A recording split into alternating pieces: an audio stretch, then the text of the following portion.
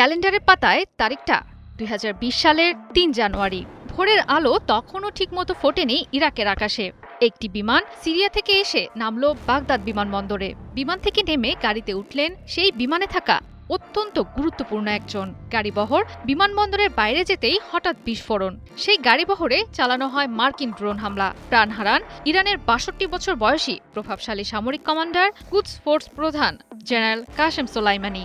তার সঙ্গে প্রাণ হারান আবু মাহাদি আল মোহান্দিস, যিনি ছিলেন ইরান সমর্থিত ইরাকি প্রতিরোধ গোষ্ঠীর প্রধান। কিন্তু তাতেও থেমে যায়নি ইরাকি প্রতিরোধ আন্দোলনের কার্যক্রম। ইরান নিয়ে আরেকটি মার্কিন আগ্রাসনের কথা যখন জোরে সোরে শোনা যাচ্ছে, তখন ইরাকি প্রতিরোধ আন্দোলনও তৈরি হচ্ছে আয়াতুল্লাহ খামেনির পাশে দাঁড়াতে। যুক্তরাষ্ট্রের ভয় এই প্রতিরোধ আন্দোলন নিয়ে। মার্কিনীরা অভিযোগ করে আসছে, ইরাকের বিভিন্ন বিচ্ছিন্ন গোষ্ঠীকে এক করে বড় শক্তিতে রূপান্তরিত করছে ইরান, যারা মূলত ইরানের স্বার্থ সংশ্লিষ্ট বিভিন্ন বিষয়ে প্রভাব বিস্তার করে থাকে। সাবেক ইরাকি প্রধানমন্ত্রী নুরি আল মালিকির হাত ধরে ২০১৪ সালের জুন মাসে বাহিনীটি গঠিত হয়।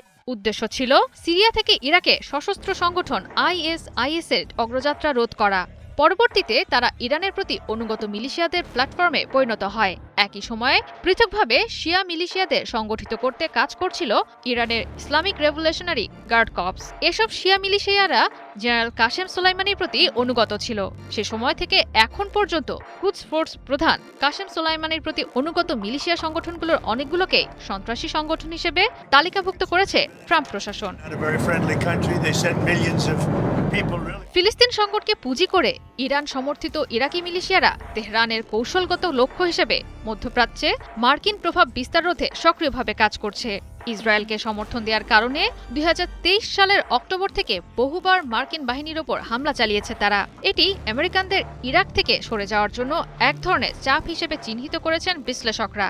এবার যখন আরেকটি সংকট সামনে, তখনও ইরাক নিয়ে ভয় তৈরি হয়েছে মার্কিনীদের মনে। প্রথমত, ইরানের স্বপ্ন দূরপাল্লার মিসাইলের আওতার মধ্যে আছে ইরাকে থাকা মার্কিন অবকাঠামোগুলো। তার উপর ইসরায়েলের ইরান সমর্থিত এসব প্রতিরোধ আন্দোলন যদি একযোগে হামলা চালায়, তবে আমেরিকা এবং ইসরায়েলের জন্য পরিস্থিতি হয়ে উঠতে পারে কঠিন।